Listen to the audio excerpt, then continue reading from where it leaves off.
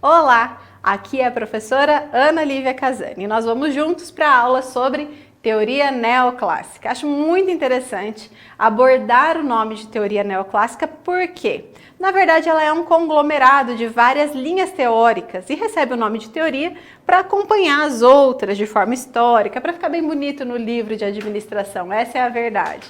Um grande nome dessa teoria é Peter Drucker, conhecido como o pai da administração moderna. E nós veremos ao longo da aula os tipos de organização, departamentalização e um pouquinho de administração por objetivos.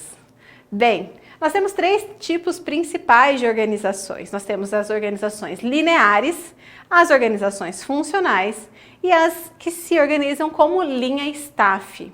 Vamos ver inicialmente as organizações lineares.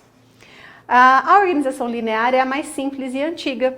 É aquela que nós vemos numa estrutura militar ou até mesmo nas igrejas de antigamente, né? Ela é baseada em uma estrutura rígida de poder. Segue uma hierarquia única e vertical. Vertical, ou seja, de cima para baixo. Quem está em cima manda e quem está embaixo obedece.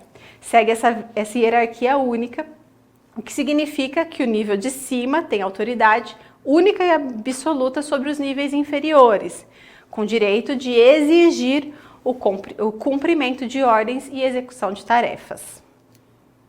Esse organograma, palavrinha nova para vocês, tá? Organograma é uma imagem da estrutura organizacional. Então, tudo aquilo que nós conversamos a respeito de organização dentro de uma instituição, divisão de tarefas, é representado por meio da foto ou dessa ilustração que nós chamamos de organograma. Essa é uma imagem que representa um organograma linear, onde eu tenho a presidência como o topo, né? É aquilo que está acima da hierarquia. Depois nós temos a vice-presidência, a direção, temos a subdivisão em departamentos, aí está escrito simplesmente departamento, mas poderia ser departamento de recursos humanos, departamento financeiro, ok? Departamento de desenvolvimento de novos produtos. Cada organização vai dar seus próprios nomes para essa divisão de tarefas. Depois nós temos um nível hierárquico inferior, abaixo do departamento, no organograma chamado de divisões. E abaixo de uma dessas divisões, nós temos setores e, por fim, lá embaixo, as seções. Ok? Quem manda mais? A presidência. No caso desse organograma, quem é mais operacional, quem executa, são as seções. Depois, nós temos outro exemplo. Nós temos as organizações que se organizam de forma funcional. O que significa que existe até uma hierarquia, mas eu trabalho com o princípio de especialização das funções. Então, eu não tenho, por exemplo, um único supervisor para determinado funcionário, mas sim cada responsável por determinada atividade. Ou seja, eu sou especialista em desenvolvimento de novos produtos. Olha só, olha esse organograma. Nesse organograma é fácil enxergar a questão funcional.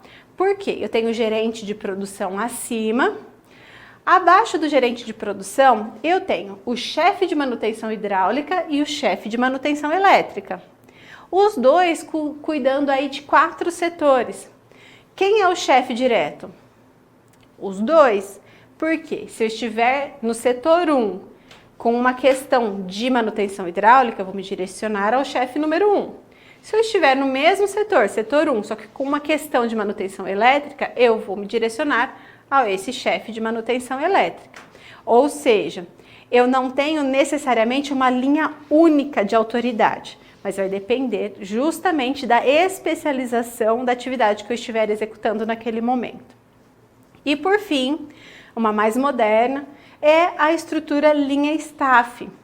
É uma estrutura presente em grandes empresas, que representa tanto a questão da hierarquia e da autoridade, quanto a necessidade da especialização representada pelo staff.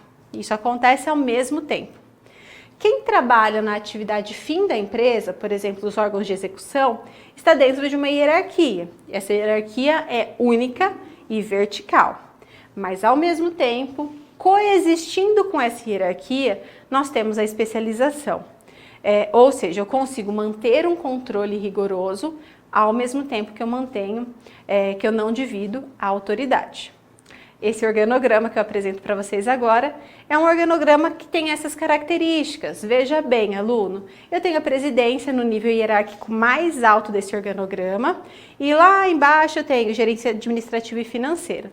Mas observe que entre a presidência e o nível mais baixo, eu tenho a assessoria de planejamento. Destaca aí para mim, assessoria de planejamento e assessoria de organizações, sistemas e métodos.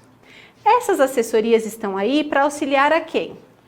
A primeira assessoria auxilia diretamente a presidência, mas ela não tem hierarquia de comando de autoridade sobre as diretorias que estão abaixo. Então, isso é importante notar. Isso nós chamamos de staff. Então, ela entra com a especialização, mas não tem autoridade sobre os demais. Quem vai executar essa autoridade? No caso da assessoria de planejamento, é a presidência. No caso ali da assessoria de organização, sistemas e métodos, é a diretoria administrativa e financeira. Para continuar nossa explicação, nós vamos agora para a departamentalização. O que é a departamentalização? Vocês já repararam que as empresas são divididas ou fracionadas em departamentos. A estrutura organizacional normalmente recebe alguns nomes, como divisões, seções, diretorias, departamentos, coordenações, serviços, entre outros. As empresas hoje em dia utilizam vários desses nomes. Eu gostaria de saber, né, qual é o nome que a sua empresa utiliza para dividir os departamentos. É departamento mesmo? Bem, o que importa para encerrar essa nossa linha de raciocínio é entender que o objetivo do departamento é agrupar atividades que possuem a mesma linha de ação. Ou seja, eu quero aumentar a minha eficiência, aumentar o meu controle e descentralizar a autoridade e a responsabilidade. Então, já pensou uma grande empresa onde só o diretor tem autoridade sobre todo mundo que trabalha lá? Ele vai ter que conhecer o trabalho de 1000 pessoas? Não. Por isso, nós temos os departamentos que concentram, por exemplo, atividade financeira, atividade de departamento pessoal, atividade de produção.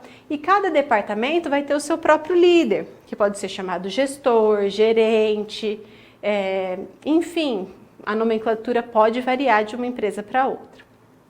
Dessa forma, a departamentalização representa a divisão do trabalho em uma variedade de tarefas. Normalmente essa divisão acontece no nível horizontal, enquanto a hierarquia está no nível vertical, a variação dos departamentos acontece mais no nível horizontal. Quando ocorre a departamentalização? Isso é muito interessante, né? Então, normalmente o empreendedor vai lá, uma empresa de um homem só, vai lá, abre a sua empresa e faz tudo, né? Faz a produção, ele mesmo vende, ele mesmo calcula as finanças, leva as questões contábeis, mas ele consegue fazer isso até quando? Mantendo a qualidade. Existe um tempo para isso, não é mesmo? Caso ele queira permanecer no mercado e crescer, ele vai ter que contratar pessoas. E aí ele vai contratar uma pessoa que vai ficar só realizando a parte contábil para ele. Outra que vai só trabalhar com compras, por exemplo, e trabalhar com fornecedores. E alguém que vai fazer a entrega. Conforme ele vai aumentando a sua empresa, ele vai aumentando o nível de especialização das atividades. E para isso, existe a necessidade da criação dos departamentos. Como acontece a departamentalização na empresa que você trabalha? Observe, né? Fique atento. Observe que todos os conceitos passados em aula podem ser analisados do ponto de vista de uma empresa, do ponto de vista prático de uma organização. E se você já trabalha, você pode observar isso na sua empresa. Se você ainda não trabalha, não se preocupe, porque hoje em dia, com o advento da internet e tanta interação que nós temos, você consegue observar isso numa empresa mesmo que você não trabalhe lá, por meio de exemplos, por meio de conhecer essa empresa nas redes sociais, enfim, busque essa informação, que eu acho que será bem importante para vocês. Além disso, eu quero que vocês observem também Qual é o tipo de departamentalização existente? Por exemplo, a departamentalização por funções. É aquela que é a divisão das atividades, como nós vemos na maioria das empresas. Mas nós também temos a departamentalização por produtos, numa empresa que tem uma linha diversificada de produtos. A departamentalização geográfica por empresas que estão distribuídas pelo mundo ou pelo país. A departamentalização por tipo de cliente que está sendo atendido. Também existe a departamentalização por processos e, por que não, por projetos. Pessoal, lá no início da aula eu falei para vocês que nós tínhamos 3 objetivos, né? Então agora nós chegamos ao último objetivo. Dentro dessa teoria, nós valorizamos bastante a questão da administração por objetivos. A administração por objetivos apareceu pela primeira vez na publicação de Peter Drucker de 1954, onde ele divide em 2 momentos. Em um primeiro momento, o alinhamento dos objetivos entre os gestores e os subordinados. Em um segundo momento, cada integrante possui suas responsabilidades bem definidas. Sendo assim, nós temos a aplicação da administração por objetivos em 5 passos. Então vamos lá. Primeiro passo, gestores subordinados, onde eles definem seus objetivos.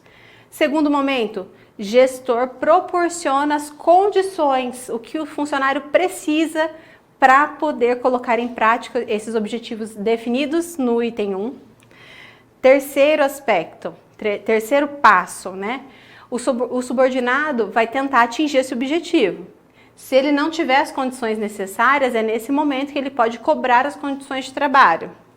Quarto momento, o gestor e o subordinado se reúnem de períodos em períodos para avaliar os resultados. E por fim, após essa reunião, pode haver sempre uma reciclagem, então resgatando aqueles objetivos, fazendo uma reavaliação dos objetivos e dos recursos necessários. Pessoal, é isso, espero que vocês tenham gostado da aula, até a próxima!